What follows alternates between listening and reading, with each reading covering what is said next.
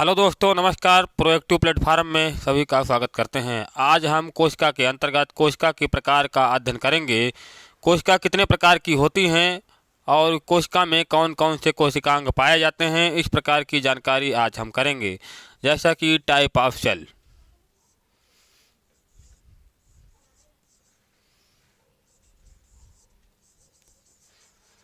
कोशिकाओं के प्रकार।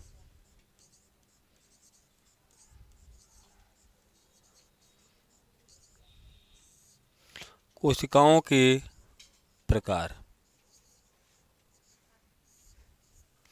कोशिकाएं कितने प्रकार की होती हैं? पृथ्वी पर पाए जाने वाले सजीव प्राणियों का शरीर दो प्रकार की कोशिकाओं से मिलकर बना होता है, जबकि अलग अलग प्रकार की कोशिकाएं, एक कोशिका होती है यूकैरियोटिक यूकैरियोटिक सेल और एक प्रोकैरियोटिक। सबसे पहले प्रोकैरियोटिक।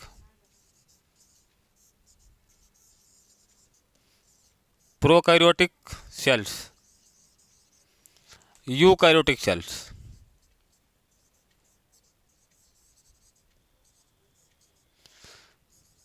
यूकैरियोटिक सेल्स दो प्रकार की कोशिकाएं। पृथ्वी पर पाए जाने वाले सजीव प्राणियों का शरीर दो प्रकार की कोशिका सजीवों में होती हैं। एक तो ऐसा सजीव प्राणी जिसमें कोशिकांगों का अभाव है, एक ऐसा सजीव प्राणी जिसमें कोशिकांग पाए जाते हैं। तो कोशिकांगों का अभाव किसमें होता है? बैक्टीरिया।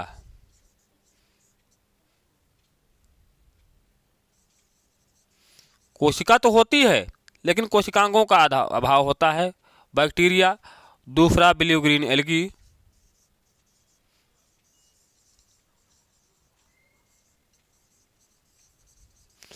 बैक्टीरिया को जीवाणु के नाम से जानते हैं, ब्लू ग्रीन एल्गी को नीली हरी शैवाल। क्या कहते हैं?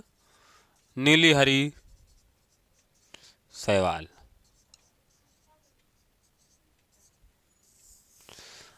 तो इसमें क्या है?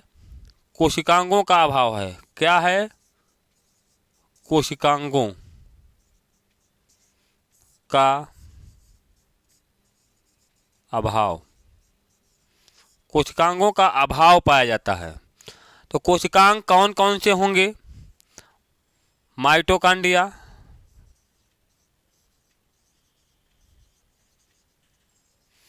दूसरा एंडोप्लाज्मिक रेटिकुलम,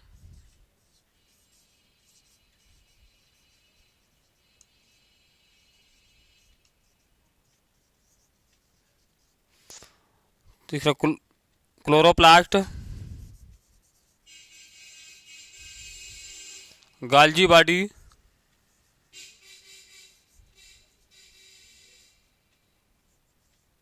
गाल्जी बॉडी।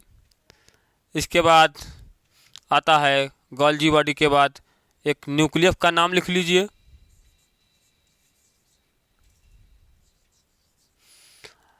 इसमें क्या होता है? आदि प्रकार के। इसके अलावा और भी कोशिकांग हैं। आदि प्रकार के कोशिकांग। आदि प्रकार के कोशिकांगों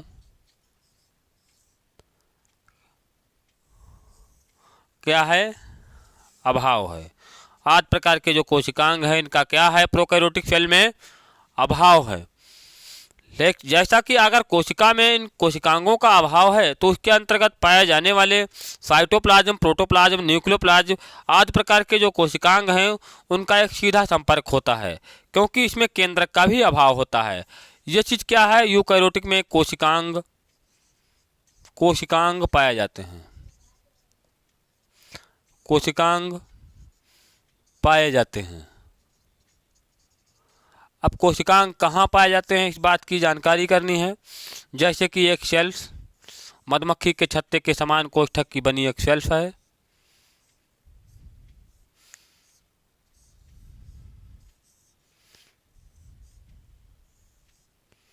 एक सेल्स का कोष्ठक। एक सेल्स की कोष्ठक में यहाँ पर क्या होता है? केंद्रक। पिछली क्लास में आपने पढ़ा था कि केंद्रक में केंद्रक द्रव्य,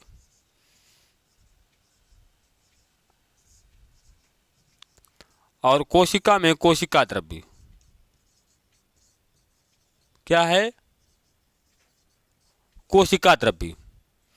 तो यहाँ पर कोशिका का जो केंद्रक के बाहर का हिस्सा जो है, यहाँ पर कोशिकांग पाए जाते हैं। कौन कौन से? जैसे माइटोकॉन्ड्रिया, एंडोप्लाज्मिक रेटिकुलम, राइबोसोम,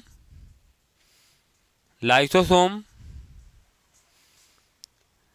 और ये क्या है? न्यूक्लियस है। इसके अलावा भी अन्य प्रकार के कोशिकांग यहाँ पर ही इसके चारों तरफ पाए जाते हैं। क्लोरोप्लास्ट भी पाया जाता है जो प्लांट को बॉडी में होता है।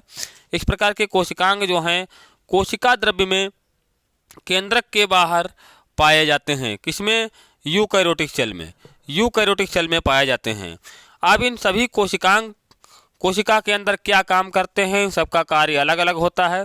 जिस प्रकार माइटोकॉन्ड्रिया को powerhouse of the cell के नाम से जाना जाता है या कोशिका की ऊर्जा घर के नाम से जाना जाता है। क्लोरोप्लास्ट क्या होता है? पौधों को हरा बनाए रखने में सहायता प्रदान करता है। एंडोप्लाज्मिक रेटिकुलम क्या होता है? या कोशिका की संरचना को बनाए रखने में सहायता प्रदान करता है। राइबोसोम प्रोटीन की फैक्ट्री कहा जाता है। इस प्रकार से केंद्रक जो है कंट्रोल रूम के नाम से जाना जाता है। कोशिका के अंदर होने वाली गतिविधियों का नियंत्रण करने का काम केंद्रक ही करता है। केंद्रक के अंदर ही यहाँ पर क्रोमैटिन के धागे पाए जाते हैं। काहे का? क्रोमैटिन का धागा। क्रोमैटिन के धागे की बनी संरचना, धागा की बनी संरचना पाई जाती है। किसमें? केंद्रक में। और इसी केंद्रक में ही न्यूक्लिक एसिड होता है और न्यूक्लिक एसिड में डीएनए और आरएनए भी होता है, इसी में होता है। एक बार फिर से इसका रिवीजन करते हैं। कोशिकाएं दो प्रकार की होती हैं, प्रोकैरियोटिक और यूकैरियोटिक कोशिका। प्रोकैरियोटिक कोशिका किस में पाई जाती है? जीवाणुओं में और नीली हरी शैवाल में, बैक्टीरिया, ब्लू ग्रीन एल्गी में प्रोकैरियोटिक कोशिका पाई जाती है। प्रोकैरियोटिक कोशिकाओं में कोशिकांगों का अभाव होता है। कोशिकांग कौन से? ये जो लिखे हुए हैं कोशिकांग, इन कोशिकांगों का अभाव प्रोकैरियोटिक में होता है। यूकैरियोटिक में कोशिकांग पाए जाते हैं। कोशिकांगों का काम क्या है? कोशिका के अंदर पाए जाने वाले विभिन्न प्रकार के कोशिकांग, जिस प्रकार के एक सजीव प्राणी के शरीर में विभिन्न प्रकार के अलग अलग पाए जाने वाले अंग उसके शरीर के अंदर शरीर का संचालन करने में सहायता प्रदान करते हैं, उसी प्रकार से कोशिका में भी ये कोशिकांग जो हैं कोशिका का संचालन करने में कोशिका अलग अलग प्रकार का इनका कार्य होता है। तो आपको जानकारी हो गई होगी कि कोशिकाएं दो प्रकार की होती हैं, एक प्रोकैरियोटिक और एक यूकैरियोटिक। आज बस यहाँ तक ही क्लास रहेगी। इस क्लास में बेसिक जानकारी के साथ साथ अन्य प्रकार के तैयारी कराई जाएंगी। प्रतियोगी परीक्षा से संबंधित या जो क्लास लेवल के तैयारी कर रहे हों, कक्षा 6 से लेकर के हाई लेवल तक के स्तर के बच्चों को इसमें जोड़ने का प्रयास करें और स्वयं क्लास को पढ़ने का प्रतिदिन प्रयास करते रहें।